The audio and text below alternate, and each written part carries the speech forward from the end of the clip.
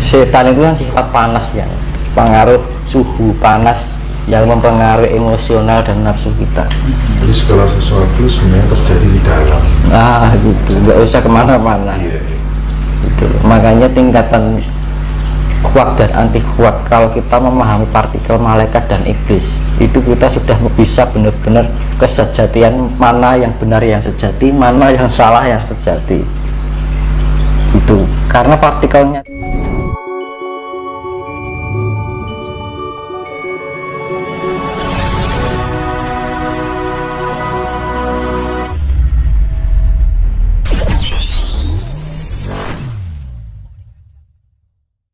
Ada yang tanya misalkan, Mas, yang ada di dalam diriku siapa?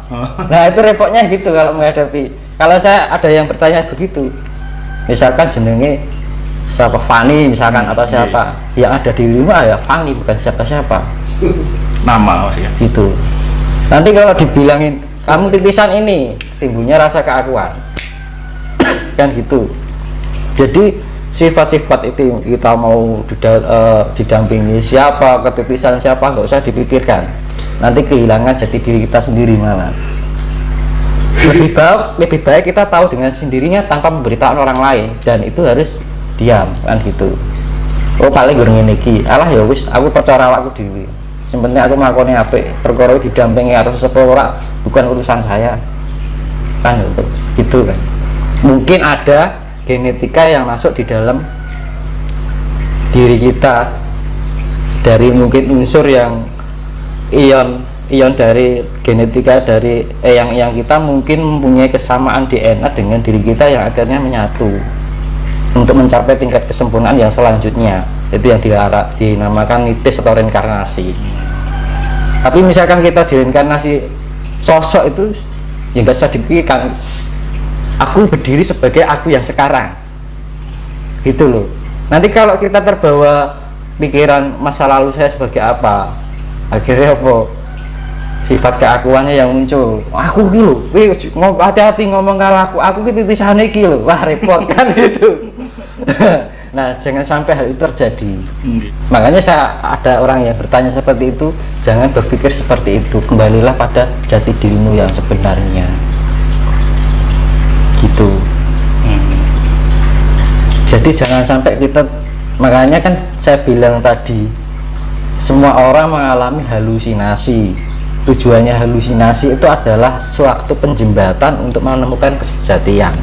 Ya kalau memanahi orang mungkin langsung pas tengah, pasti yang melenceng sih kan gitu. Tapi lama-lama juga pas. Kan halusinasi ada halusinasi positif dan negatif, yang mengarah kebenaran dan tidak kebenaran. Akhirnya sifatnya masih semu, dan orang yang kayak gitu jangan kita salahkan, itu fase, semua orang mengalami. Semua orang ya. Jadi kita menyalahkan orang lain halu, kita sendiri kadang-kadang juga masih halu. Kadang-kadang orang yang sudah pengalaman pun aja masih bisa.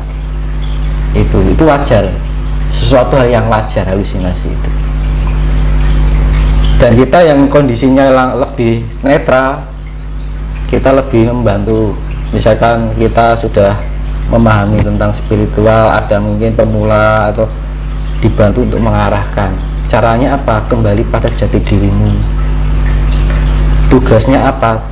Lakukanlah tanggung jawabmu dengan sebaiknya. Olah cipta, olah rasa, olah jiwa, olahraga itu dulu, olahraga. Jadi semua itu harus disinkronkan dengan kondisi kita lebih kondusif, lebih aktif ion-ion kita, akhirnya timbul kesadaran diri. Kalau timbul kesadaran diri ada keseimbangan, self control, jadi pengendalian diri lebih terjaga, dan gitu. Akhirnya kalau kita sudah terkendali, kita merasa tenang. Kalau sudah tenang, kita damai. Kalau sudah damai, disitulah dimana tempat berada adanya kasih sayang. Akhirnya baliknya nih kasih sayang toh. Iya kan gitu, Balik ke kasih sayang Mas ya. makanya ya tadi saya kembalikan, tidak bersifat menakut-nakuti. Ya percaya ya juga nggak memaksa untuk percaya, ya kan. Tapi itu mas, bagi yang tidak semua percaya, kembali pada diri masing-masing. bagi yang tidak percaya dengan ramalan itu katanya ramalan itu kebanyakan dari bisikan dari setan gitu mas. Lah kira-kira ramalan itu menjadikan kita baik atau enggak? Gitu loh. Kita ambil positifnya. Kira-kira diomong anak aku ngakoni sing diomongi wong kuwi ya apik, ya jalani aja. Kalau kita menurut kita baik ya, kalau ingin menjalani jalani aja. Kan gitu. Kita mau berjalan kemanapun arah, yang penting tujuannya baik lah ya wis. Nah gitu. Mau dengan cara bagaimanapun, dengan cara ini cara itu, sing penting hasilnya positif. Kan gitu kan. Kadang-kadang orang menolak suatu nasihat baik karena dipandang bahwa itu hanya sebuah ramalan. Nah repotnya di situ. Kita tidak bisa berpikir secara logis, rasional, akal sehat. Dianggap yuk kita mendingnya gini. Nah itu kira-kira orang itu benar juga ya omongan. Nah semisalkan saya jalani juga toh ada baiknya juga kan gitu. Dan kadang-kadang orang membatasi si prasangka jelek dengan prasangka jelek, wah gue ramalan kan gitu. Nah itu loh. Intinya kita Dia lebih asik dengan dunianya sendiri, tanpa sadar dunianya sendiri malah menghancurkan dirinya sendiri kan gitu. Jadi kalau makanya fungsinya kita lebih merendah hati, lebih memahami dan menghormati menghargai orang lain. Apapun yang orang ungkapkan itu kita hargai. Ya siapa tahu ada manfaatnya juga buat kita. Makanya kuncinya di kerendahan hati itu tadi. Nah kerendahan hati itu tadi dasarnya adalah kasih. Balik nih kasih meneh. Kriteria kasih sayang itu kan lebih menyatu gitu loh. Jadi wis kuncinya bro, setebal kitab itu tulisannya kasih sayang, kok diucapkan begitu kasih sayang ini terus gitu kan. Ya. Nah nggak usah ini ayat ini ayat ini wah nggak usah panjang lebar mas. Nah kalau udah jalani kasih sayang itu udah nanti berjalan dengan sendirinya. Kebaikan bagaimanapun bentuk dan jenisnya, kalau dasarnya kasih sayang nanti harus apik bagus gitu. Kuncinya lah ya di kumur mas. Nah itu makanya yang adanya ramalan kalau bisa itu kalau ngeramal alam sih gak masalah. Toh kita dengan itu kita memberikan solusi. Jadi orang ngeramal ketok nih ngerangkai solusi yang gitu. Bukan sekedar menakut-nakuti. Nah jangan sampai itu. Jadi kita lebih menjadi ibaratnya tentara itu jadi komando lah gitu. Kita mengomandoi kan, kita sudah belajar, gunanya kita dari awal sudah belajar kan. Oh siapa tahu saya belajar ini nanti bermanfaat buat orang banyak kan gitu. Nah di saat timingnya tepat akhirnya merasakan lah tenang gitu kan. Nah bener kan, akhirnya bermanfaat juga. Tapi yang selama ini saya jalani ibaratnya seperti itu. Terus akhirnya firasat saya misalkan mempunyai firasat yang kuat gitu kan. Terus wah ini saya harus ngomong sih sama teman sama keluarga gitu kan. Ini aku boleh nakuti ini. Nah itu nanti akan menjadi uang diterima atau enggak itu hasilnya nanti juga baik. Entah itu akan terjadi atau enggak, bisa akan dijalani juga baik kan gitu. Jadi kita memberikan suatu misalnya ada sesuatu terjadi apa gitu ya juga diimbangi dengan solusi yang gitu. Jadi tidak hanya ramal tok baru lepas mesake yo sing diurungu kan gitu, nggak tahu alasannya kenapa kan itu. Kita Terus memberi solusi mas. kronologi kejadiannya bagaimana kita harus mampu menjelaskan kok bisa begitu, kenapa harus terjadi. Nah itu makanya ayo kita saling menguatkan diri. Gunanya apa bu? Membantu alam semesta kan gitu. Kalau itu mas, kalau pengertian dajjal menurut panjenengan mas? Kan gini, setan iblis, orang mengatakan setan iblis gitu kan. Setan itu enggak ada, setan itu jadi awak nih awak dewi. iblisnya sih di kita tuh punya, di dalam tubuh kita mempunyai karakter iblis juga kan gitu. Nanti saya perjelaskan masalah ini ya. Ada unsur iblis itu namanya anti quark. Kalau partikel malaikat namanya quark. Jadi berlawanan itu. Sip. Jadi wah itu setan loh, setannya yang awak dewi kan gitu loh. Wah orang itu kemasukan iblis. Awak dewi ngarani wong wis masukan iblis san. Wis ngalani elek ning wong. Iblis ngarani iblis kan gitu. Nah pemahaman kadang salah kaprah. Di sana ada banyak iblis yang masuk roh jahat nih. Padahal iblis sih yang jero anak dewi. Kan gitu. Nah, Dajjal itu apa?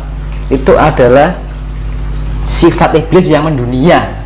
Makanya di dalam kitab-kitab apa itu Dajjal akan menguasai dunia. Ya wes ini sudah Sekarang ini Mas.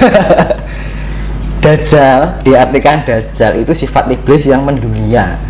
Sifat iblis yang Makanya apa yang membunuh iblis Nabi Isa Al-Masih dengan apa? Dengan kasih sayang.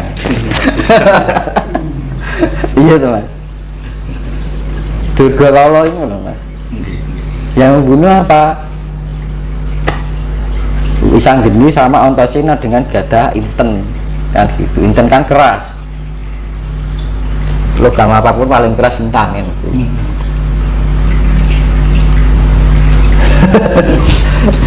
Nah makanya pada itulah yang namanya Dajjal. Dajjal itu ya sifat iblis yang mendunia, bukan untuk wujud itu ora. Terus Isa masih turun enggak. Tapi AC itu Ya. nah AC itu yang makanya musuh ini ya kasih tadi, sifat kasih yang mendunia. Sarujuk. Gitu. Kalau sudah wah kewongke kelebon iblis ngarani, kita ngarani elek berarti tumindak elek nih wong wis ngarani wong. Jadi kita yang keluar sifat iblis sudah metu, iblis ngarani iblis kan ngono lho. Jadi rasanya lah ke iblis iki sosok wah guru-guru iblis ngomong iblis ning awake dhewe nyalahke iblis sakake sing diarani kan. Wah kayak setan. Nah, dhewe bagian golongan setan. Kan gitu. Setan itu kan sifat panas yang pengaruh suhu panas yang mempengaruhi emosional dan nafsu kita.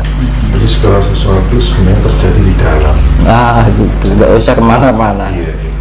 Gitu. Makanya tingkatan kuat dan anti kuat kalau kita memahami partikel malaikat dan iblis itu kita sudah bisa benar-benar kesejatian mana yang benar yang sejati, mana yang salah yang sejati. Itu karena partikelnya itu paling lembut di bawahnya partikel Tuhan. Partikel Tuhan itu namanya Higgs boson. Kalau bahasa metafisikanya Partikel gas. gitu.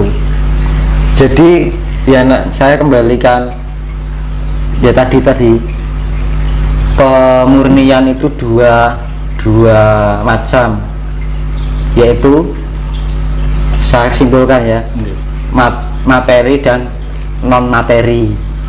Non materi tugasnya adalah ya itu tadi Wisanggeni atau Yesus atau Isa Al-Masih ya kan. Kalau Wisanggeni kan tulisannya sang yang menang ya kan. Kalau ning Nasrani putra Allah kan gamane itu podo to. Terus Antasena tulisannya Bathara Baruna penguasa laut. Nah satunya itu dengan kalau Isa melawannya itu memurniannya dengan sifat kasih sayang, kedamaian yang mendunia, mercusuar dunia mahan apa zaman kesucian. Jadi kesucian itu mendunia. Terus yang itu yang sifatnya non materi ya ya. Terus yang materi itu tugasnya Nabi Khidir nek secara agama, nek secara layang torok apa Antasena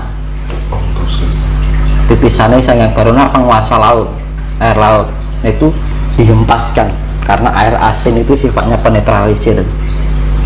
Proton 50 proton 50 neutron digabungkan plus minus, muatan plus minus itu jadi satu menjadi netral. Jadi kalau ini misalnya 100% ya, ini 70, ini 30 gak seimbang. Jadi harus seimbang. Makanya ya kalau ingin dinetralkan, punya nafsu kelebihan juga nggak baik. Kekurangan nafsu juga harus balance ya Mas. harus balance. Ketemuannya adalah kasih dan ngono. Ego kelebihan juga larinya ke egoisan. Kalau kekurangan ego adanya cuma diinjak-injak. Makanya harus di 50% kan itu Harus diseimbangkan. akhirnya ketemu kebijaksanaan. Nah, antara kasih sayang dan kebijaksanaan bersatu menjadi suatu kedamaian yang sifatnya nol, netral, neutron gitu. Jadi ini penggabungannya campur aduk. Jadi antara metafisika, biologi, geologi, sejarah, wayang, pokoknya neng agama. Jadi dari semua itu punya titik temu yang sama.